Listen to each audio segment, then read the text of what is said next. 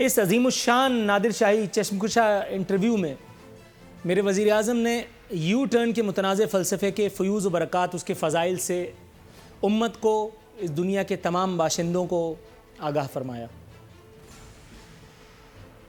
انہوں نے بتایا کہ صرف احمق ہی ہیں جو یو ٹرن نہیں لیتے، باقی دانشور ہیں وہ سارے لوگ جو اپنا راستہ بدل دیا کرتے ہیں۔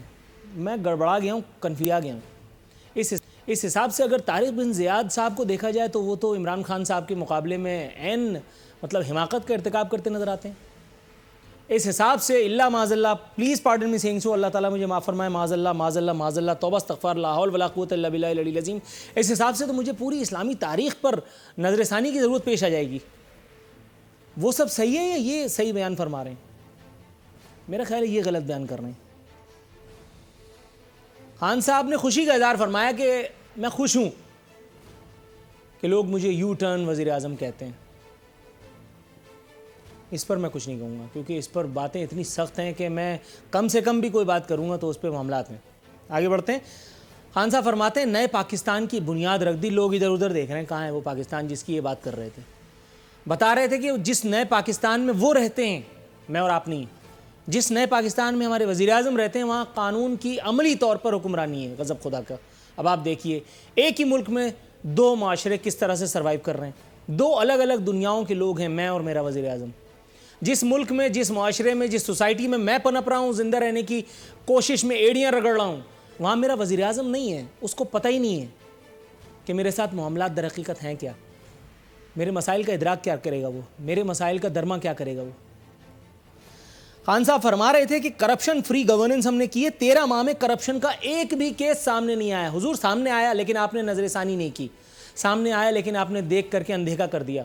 ایشین ڈیولپمنٹ بینک، چوتھی مرتبہ میں اسی چینل پر اپنے اس پروگرام میں یہ بات کر رہا ہوں، ایشین ڈیولپمنٹ بینک کی وہ چشم کشا رپورٹ جس میں اس نے آپ کے موجودہ وزیر دفاع، سابق وزیر اعلیٰ KPK پرویز خٹک کے بارے میں شکوک و شبہات کا اظہار کرتے ہوئے ان کی انکمپٹنس کو ہائی لائٹ کیا۔ آپ اس طرف توجہ نہیں دے رہے جسٹ بیکاز کہ آپ کا ایجنڈا اپنے لوگوں کی درستگی نہیں ہے۔ میں بہت سوچ بچار کے بعد یہ جملے کہنے پر آج مجبور ہوا ہوں کیونکہ آپ کے جتنے MNA MPs، جتنے منسٹرز، جتنے تیسمار خان یا مسز تیسمار خان آتے ہیں میرے پروگراموں میں، اول تو مجھ سے دیدہ و دانستہ کترا جاتے ہیں، وہ سب چورنگی گھما جاتے ہیں۔ ان سے سوال کچھ پوچھو وہ جواب کچھ دے رہے ہوتے ہیں۔ میں بات کر رہا ہوتا ہوں چین کی، وہ بات کر رہے ہوتے ہیں توران کی۔ میں ذکر کرتا ہوں ہندوستان کا، وہ جواب دیتے ہیں ایران کا، جسٹ بیکاز کہ ان کی نوکریاں ہیں، معاملات ہیں، میں سمجھ سکتا ہوں۔ لیکن آپ کے ایجنڈے میں نواز شریف اور آصف علی زرداری کے بعد تیسرا نام کوئی ہے نہیں۔ معذرت کے ساتھ آپ دونوں کو ایک کام کیجئے، میری طرف سے میری بلا سے پھانسی پہ لٹکا دیجئے اس پروگرام کے ختم ہونے سے پہلے۔ سہنو کی میرے ماموں کے لڑکے تھوڑی ہیں وہ دونوں صاحبان، لیکن کیجئے تو کچھ۔ پرویز خٹک کا احتساب اس لیے نہیں ہوا کیونکہ وہ آپ کو پیارے ہیں۔ عامر کیانی کا احتساب کر لیجئے، لیکن عامر کیانی معاملات ہیں، فائنانس اور یہ اور وہ بہت ساری چیزیں۔ عامر کیانی ایک اتنا بڑا کانڈ رچانے کے بعد ان کو آپ نے ہٹایا، آپ کی موجودہ وزیر اطلاعات نے اس بارے میں شکوک و شبہات کا اظہار کرتے ہوئے بیان داغ دیا۔ آج تک عامر کیانی کا کچھ نہیں ہوا۔ وہ دواؤں کی، ادویات کی جو قیمتیں بڑی تھیں، اربوں روپے کا ڈاکہ تھا، عوام کی جیب پر مارا گیا۔ آپ کہہ رہے ہیں ایک کرپشن کا کیس سامنے نہیں آیا، 2 میں نے بیٹھے بیٹھے گنوا دیا۔ آپ کدھر ہوتے ہیں؟ بنی گالا پاکستان سے باہر ہے؟ اسلام آباد کون سے سیارے پر ہے جو آپ کو پتہ ہی نہیں چل رہا کہ بارات جا کہاں رہی ہے؟ آپ کو ایک کیس نظر نہیں آتا، میں نے بیٹھے بیٹھے 2 گنوائے، اور یہ میں انتہائی عجز، انکساری اور اختصار سے کام لیتے ہوئے بیان فرما رہا ہوں، ورنہ اگر میں ذکر کرنے پہ آؤں تو اور بہت ساری چیزیں ہیں۔ خان صاحب فرماتے ہیں کہ معیشت کا سوال آپ مجھ سے 5 سال بعد پوچھئے گا، خاک ہو جائیں گے ہم تم کو خبر ہونے تک۔ 5 سال دم گھٹ رہا ہے، مجھے تو ایسا لگ رہا ہے اللہ معاذ اللہ میں اپنی سوسائٹی، آپ کو پتا ہے آج میرے ساتھ کیا ہوا؟ یہ میں جانتا ہوں ہم 2 مختلف الگ الگ دنیاؤں کے لوگ ہیں۔ آج میرے پاس ایک بوڑھی ماں کی کال آئی، اس کی 5 جوان بیٹیاں ہیں، اس کا ایک اکلوتا سہارا آپ کے اتفاق ہے، اٹ میں بھی اتفاق، ٹھیک ہے آپ نے دیدہ و دانستہ، آپ کا کیا لینا دینا اس سے، لیکن آپ کے برسر اقتدار آنے کے بعد اس بیچارے سے 3 ملازمتیں چھینی، اور ایسا ایک آدمی نہیں ہے خان صاحب، ایسا ایک آدمی نہیں ہے.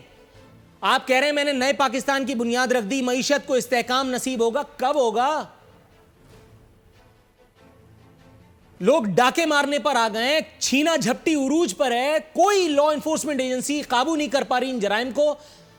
میں سائیڈ نہیں لے رہا ہوں ان لوگوں کی جو یہ سب چوری چماری کر رہے ہیں, لیکن وہ بھی کریں تو کیا کریں؟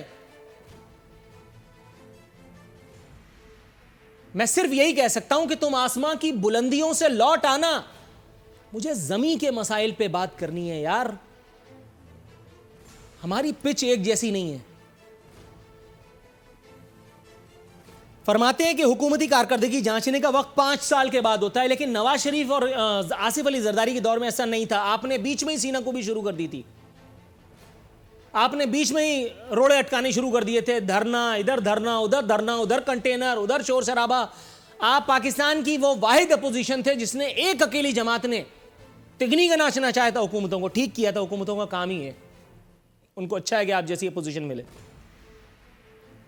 لیکن اب جب اپوزیشن یہ حرکتیں کر رہی ہے تو پھر آپ کو کیوں برا لگ رہا ہے؟ وزیر اعظم شاداں فرحاں تھے کہ انہوں نے بڑی مچھلیوں کو میگا کرمنل کرپشن کیسز میں جیل بھیج دیا. پوچھنا یہ تھا کہ کتنے روپوں کی ریکوری ہوئی حضور؟ وہ بیچارہ جو انٹرویو لینے کے لیے آیا تھا, سیدھا سادہ کوئی شریف سا آدمی تھا, اس کو تو پتہ ہی نہیں ہے کہ یہاں کے معاملات کیا ہیں. وہ تو کسی اور سیارے سے آیا تھا. مجھے ذرا اگر بیان فرمائیں تو میں ذرا اپنی بھی گرہ میں باندھ لوں. کتنے ارب روپے کی کرپشن کا آپ دعویٰ کیا کرتے تھے, کتنے ارب روپے آپ نے وصول فرمائے؟ شکریہ کے ساتھ دعا ہے کہ اللہ تعالیٰ میرے پرائم منسٹر کو میری بھی عمر لگائے, نظر بد سے انہیں بچائے. اس کے ساتھ ہی اب میں بھی یو ٹرن لیتا ہوں.